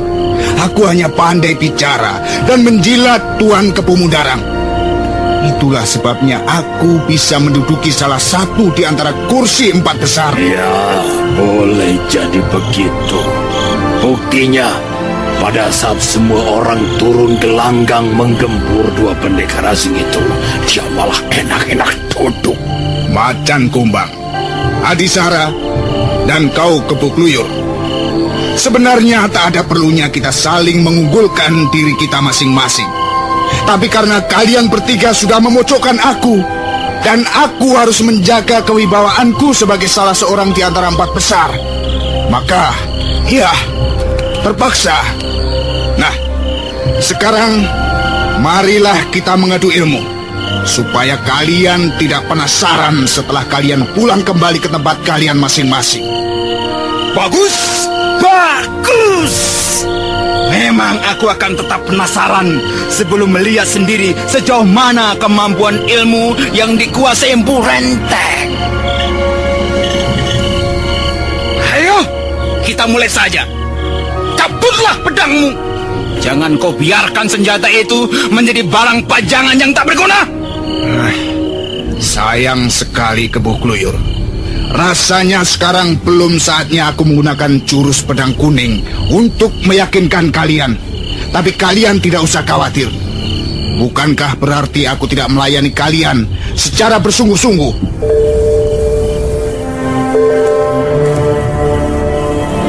Empu Renteng, lelaki yang nampak kurang bergairah itu, memang tidak mencabut pedangnya seperti yang dianjurkan Kebo Kluyur. Pedang itu dibiarkan saja tergantung-gantung di pinggangnya yang ramping.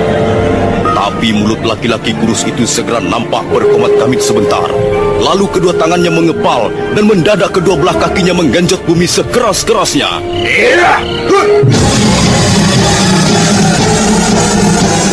Empu Renteng, pendekar jangkung bertubuh kurus dan sepertinya kurang tenaga itu berdiri tegak bagaikan arca. Kedua belah tangannya masih mengepal.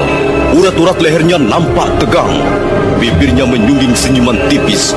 Namun matanya memancarkan kekuatan aliran darah dan warna putihnya menjadi merah. Mata itu menyorot tajam ke arah Kebo Kluyur. Nah, Kebo Kluyur, aku sudah siap. Kalau kau memukul, silakan.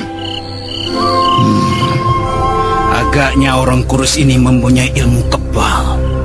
Dia sama sekali tak merubah kuda-kudanya. Dia menunggu untuk ku gebuk dengan kala ranteku ini. Ayo, tunggu apa lagi Kebuk Kluyur?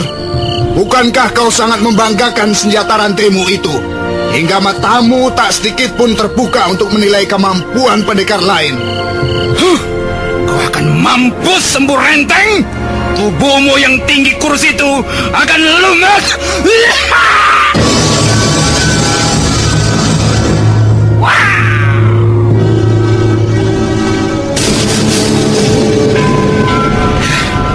Benar dugaanku. Dia menggunakan ilmu kebal. Hei, ayo, mengapa berhenti? Rasanya enak sekali pukulanmu tadi Kebuk Kluyur. Seperti dipijit tangan-tangan gadis perawan. Ayo, pilihlah mana yang kau suka. Punggung, perut, atau kaki. Pilih sendiri saja. Mampus kau Renteng!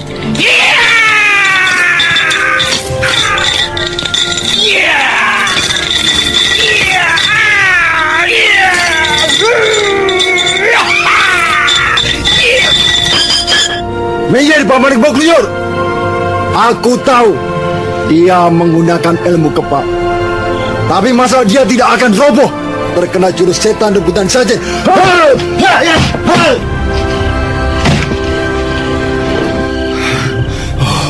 Kurang ajar. Tanganku seperti membentur besi. Sampai kesemutan. Ayo, pukullah sesuka hatimu, Adisara. Bukankah kalian pendekar paling hebat? Kalau kalian merasa tidak puas, datang ke Candi Sorabana. Nah, puaskanlah hati kalian di tempat ini. Jangan congkak, Bu Renteng.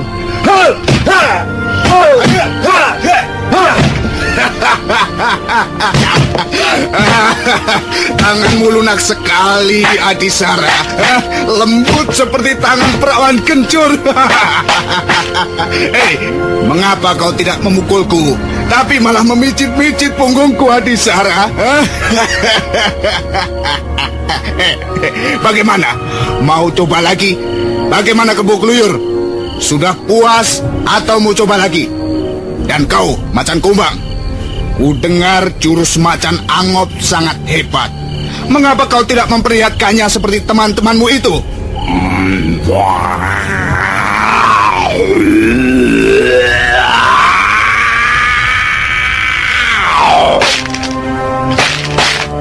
Sudahlah, Macan Kumbang. Dia memang mempunyai ilmu kebal yang tangguh. Lebih baik kita pukul saja beramai-ramai. Iya, usul yang baik sekali. Nah, ayo, silahkan. Silahkan memukulku bersama-sama. Tidak bakal aku tinggal gelanggang colong Pelayu. Tidak bakal Empu Renteng kabur. Macan Kombang, Kebuk Kluyur dan Adisara serentak melompat mundur. Dan mereka segera menyiapkan jurus pukulan masing-masing. Sementara itu, Empu Renteng tetap tegak berdiri tak bergeming sedikit pun. Empu Renteng berdiri tegak bagaikan arca batu hitam. Tubuhnya yang tinggi jangkung dan kurus itu tak bergerak sama sekali. Hanya pandangan matanya melirik bergantian ke arah 3 orang pendekar yang bersiap-siap hendak memukulnya. Bibirnya menyungging senyuman dingin, sementara kedua belah tangannya masih mengepal kencang. Itulah ilmu belabak pengantolan yang diwarisi dari almarhum gurunya, seorang pendekar dari kaki Gunung Betiri, pesisir utara Laut Jawa. Ilmu itu memang hebat. Tubuh orang yang menggunakan ilmu ini akan lihat seperti karet mentah, tahan pukul, tahan bantingan, dan kulitnya seperti dilapisi logam tipis. Nah, aku sudah siap. Silakan pukul sesuka hati kalian. Pilih mana yang paling empuk. Tapi ingat, sejak tadi aku belum mengadakan pembalasan. Dan sekarang, Kalau kalian bertiga hendak memukul bersama-sama, maka aku akan membalas ala kadarnya. Jangan dengarkan perkataannya. Dia hanya main kertak sambal. Ayo, Hati Sarah, Macan Kombang, kerahkanlah seluruh kekuatanmu. Dia pasti akan roboh.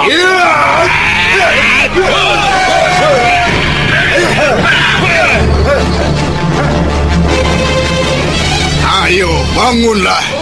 Jangan menyuruk-nyuruk di atas semak seperti layaknya babi hutan. Ayo, bangunlah. Hei, mengapa kalian masih belum bangun? Bukankah Empu Renteng tak mempunyai apa-apa? Bukankah aku hanya pandai bicara dan menjilat pantat Kepung Undarang? Begitu bukan anggapan kalian bertiga. Dan sekarang, kalian baru tahu siapa Empu Renteng.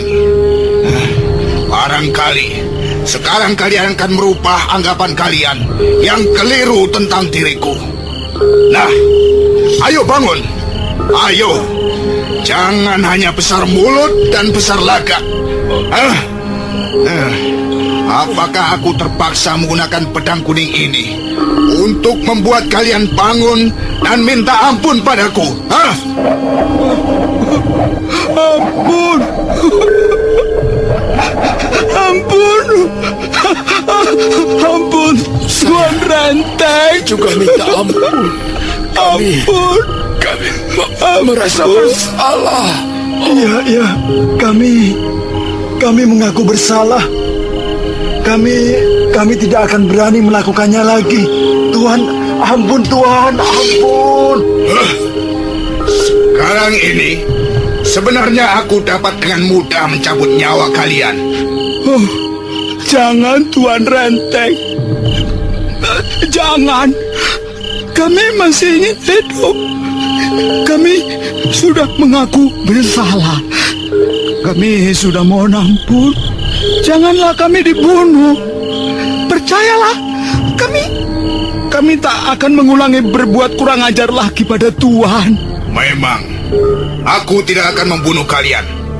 Aku membutuhkan kalian. Mulai sekarang, kalian harus tunduk, taat, dan patuh pada perintah-perintahku. Nah, mari ikut aku. Baik Tuhan. Baik, Tuhan. Baik.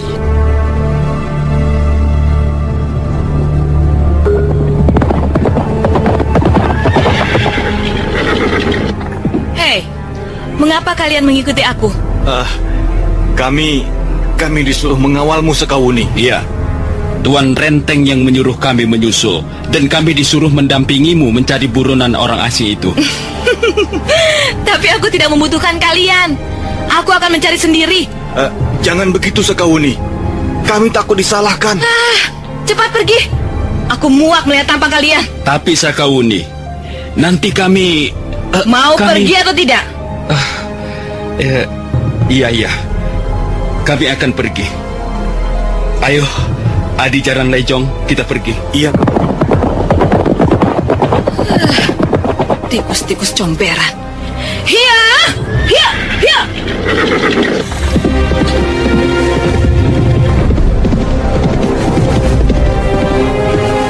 Malam terus merangkak ke arah fajar pagi. Malam semakin tua renta. Bulan pucat kedinginan di atas langit, dan angin bertiup membawa kabut dari celah-celah lereng gunung Arjuna. Suasana di sekitar Candi Tigawangi nampak sunyi dan lengap. Bangunan candi yang terdiri dari batu-batu bersusun berdiri dalam keremangan cahaya bulan, seolah ingin terus menjadi saksi berlangsungnya sejarah sepanjang zaman. Pendekar Lo dan Mesin yang dalam pelarian setelah peristiwa berdarah di pelataran Candi Surabana menjelang tengah malam tadi, kini duduk bersandar pada dinding candi yang berlumut. Sampai kapan kita harus hidup dengan cara seperti ini, Lo? Kau harus tabah dan sabar, istriku. Suka dan duka silih berganti. Tak selamanya mendung itu kelabu. Iya, tapi mendung di atas langit kehidupan kita lebih banyak kelabunya. Bayangkan saja, di negeri sendiri kita menjadi pelarian, dan sekarang di negeri orang kita pun dikejar, diburu dan dimusuhi. Apa sebenarnya kesalahan kita, Lo? Barangkali kesalahan kita kalau hal hal ini boleh dianggap sebagai suatu kesalahan, ialah karena kita selalu berusaha ingin baik. Kita selalu jujur dan membela kebenaran. Kalau memang begitu, lalu apa perlunya kita melakukan ini semua? Apa perlunya kita harus jujur, harus baik dan membela kebenaran? Itulah persoalannya. Hal-hal yang baik yang dianjurkan para leluhur seringkali tidak membuat kita senang. Dan disitulah letak pengorbanan. Setia dan teguh pada pendirian dan watak satria, sekalipun harus mempertaruhkan nyawa. Istriku, kita tidak boleh goyah. Kita jangan tergoda untuk hidup bersenang-senang dengan menjual keyakinan. Jadi, kita tidak berhak untuk hidup bahagia? Mesin, apakah selama ini kau merasa tidak bahagia, Mesin? Maafkan aku loh, bukan begitu. Maksudku, mengapa kita tidak bisa hidup tenang, tentram, damai tanpa harus mengalami goncangan-goncangan seperti ini? Sudah lama aku merindukan kehidupan seperti itu. Hidup bersama suami dan anak-anak yang kucintai di sebuah rumah mungil yang dikelilingi kebun buah-buahan atau sayur-sayuran. Rumah kita berdiri di kaki gunung yang berhawa sejuk, dan kita juga memelihara ternak. Suamiku rajin bekerja di kebun, dan aku akan menyiapkan makan siang. Alangkah indahnya hidup seperti itu. Bukankah kita pernah mengalaminya ketika kita tinggal bersama Paman Maboyi? Iya, kita pernah mengalaminya, walau rasanya hanya sekejap mata. Kita pernah hidup tentram setelah melewati hari perkawinan. Setiap sore kita bisa duduk berdua di serambi depan, memandang debur ombak laut dan bukit humusan yang cantik disinari matahari senja. Tapi semua itu menjadi hilang lenyap begitu Panglima Kousing datang bertamu. Istriku, Panglima Kousing adalah sahabat baikku. Aku banyak berhutang budi baiknya. Karena itu, sudah selayaknya kita balas membantu dia. Ya, memang semua ini mesti terjadi. Tapi mengapa harus menimpa diri kita loh? Barangkali karena pedang ciptaan Tuan Ranubaya itulah yang menjadi sebabnya. Dulu aku mempunyai seorang paman. Dia berasal dari desa Loksan, sebelah utara Cambaluk. Dia mempunyai sebatang tombak yang membawa sial, dan seluruh keluarganya terbunuh secara keji. Aku takut loh. Jangan-jangan pedang naga puspa yang kau bawa itu pun memiliki tuah sakti yang merusak. Pedang naga puspa ini memang luar biasa. Senjata seperti ini jarang dibuat orang. Tapi aku yakin senjata ini tidak membawa pengaruh merusak. Kalau dia kelihatan ganas dan haus darah, itu semata-mata karena si pemegang belum menguasai ilmu yang cocok atau yang memadai. Itulah sebabnya kita pergi ke desa Kurawan. Siapa tahu kita bisa menemui salah seorang sanak famili Tuan Ranubaya yang nantinya bisa mewarisi senjata bertuah ini. Dan memang itulah yang diharapkan Tuan Ranubaya. Kita hanya mengantarkan senjata pusaka ini kepada pemiliknya yang sesungguhnya. Tapi bagaimana kalau kita tidak bisa menemui orang yang cocok loh? Apakah kau akan membawa senjata itu seumur hidupmu? Mei, kita jangan mudah putus asa. Dan kita jangan sampai keliru memilih orang. Sebab kalau sampai senjata ini jatuh ke tangan pendekar berwatak jahat dan beraliran ilmu sesat, akibatnya akan menimbulkan bencana yang besar.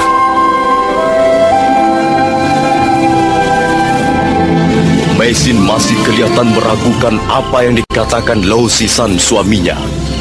Mereka masih bercakap-cakap untuk sesaat lamanya. Angin bertiup lembut. Karena lelah dan rasa kantuk, akhirnya mereka tertidur. Pendekar Lau terbangun ketika malam tinggal sejengkal lagi. Dia terkejut melihat istrinya tak ada di sampingnya. Kemana Meisin?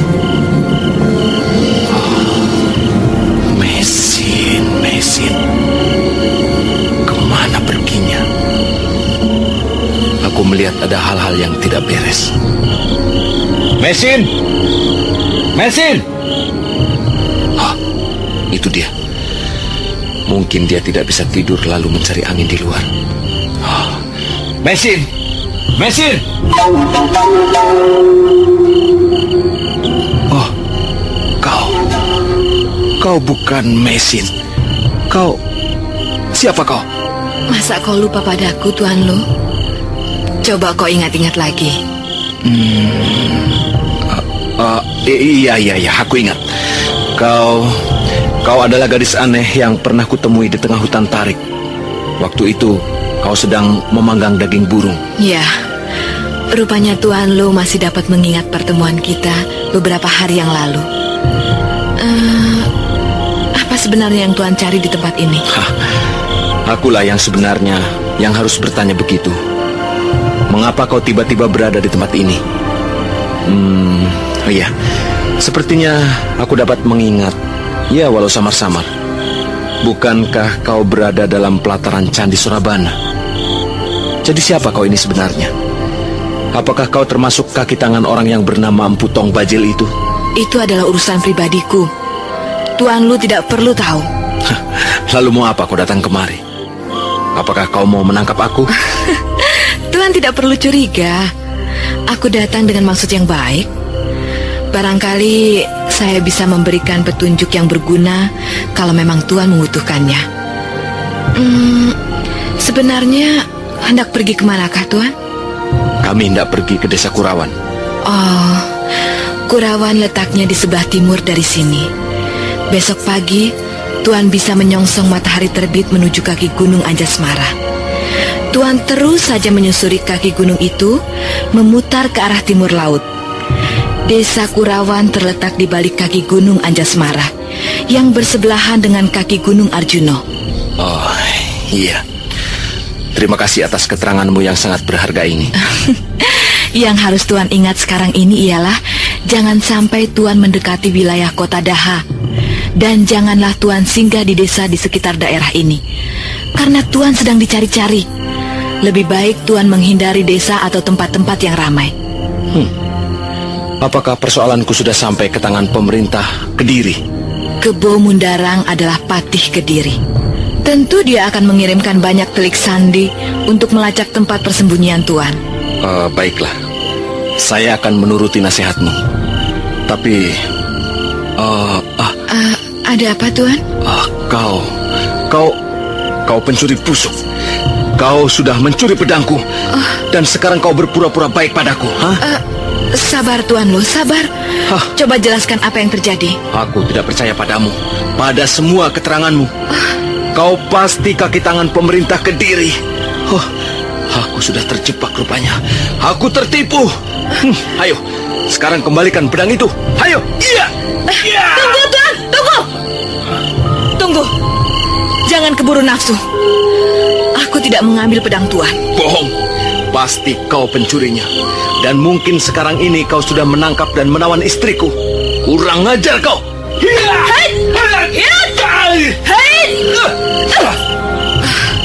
Maaf, saya tidak bisa melayani Tuan.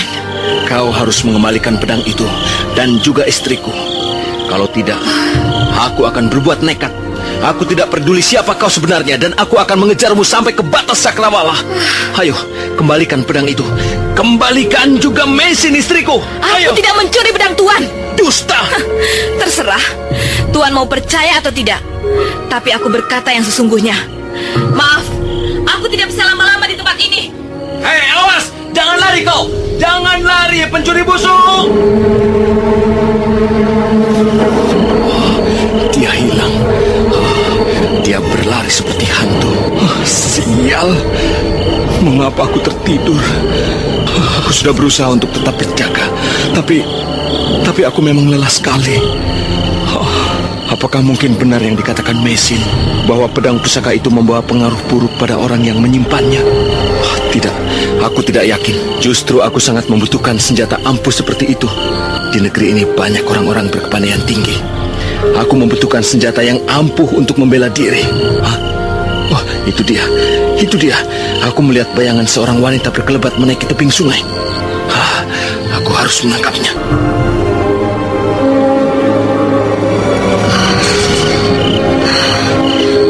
Berat sekali pedang naga puspa ini. Tanganku sampai pegal dan kejang. Rasanya nafasku mau putus. Tapi aku harus membuang senjata ini. Dialah yang membuat nasib kami menjadi sengsara. Mungkin pedang ini tak bersalah apa-apa, tapi kami pun tak bersalah. Dan kami hanya ingin hidup tenang, bukan menderita dalam pelarian seperti ini.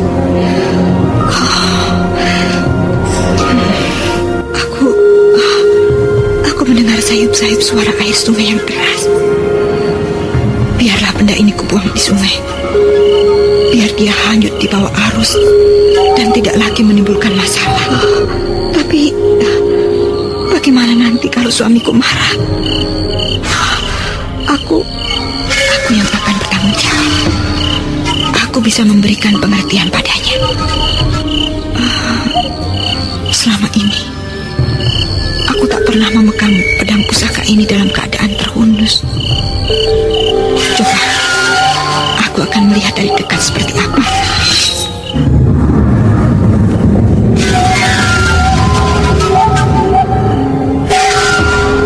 Maisin terpana begitu melihat dari dekat pedang naga puspa yang kini sudah terhunus di tangannya.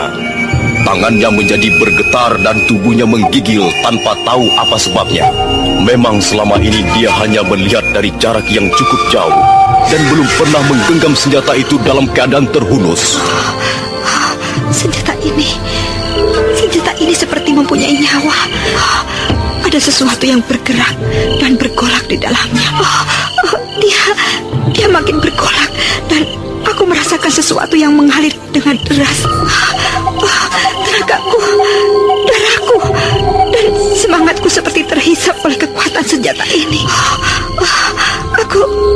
Aku tidak boleh menggenggamnya terus. Aku harus mengembalikan ke sarungnya.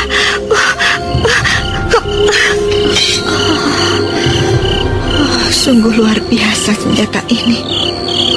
Dia membawa pengaruh yang aneh sekali. Dan pengaruh itu menyerap dengan ganas sekali. Aku semakin yakin pedang inilah yang membuat kami menjadi sengsara. Dia membawa pengaruh jahat yang tak tahu dari mana datangnya. Maisin, istri pendekar Lao Sisan yang keturunan bangsa Mongolia itu semakin bertekad untuk membuang pedang naga puspa. Wanita cantik berpakaian serba sutra itu baru saja melangkah beberapa tindak ke arah datangnya suara air sungai ketika mendadak dua bayangan berkelebat menghampirinya.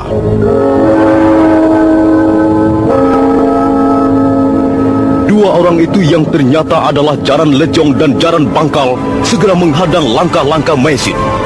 Maisin terkejut dan untuk sesaat tak tahu apa yang akan dilakukannya.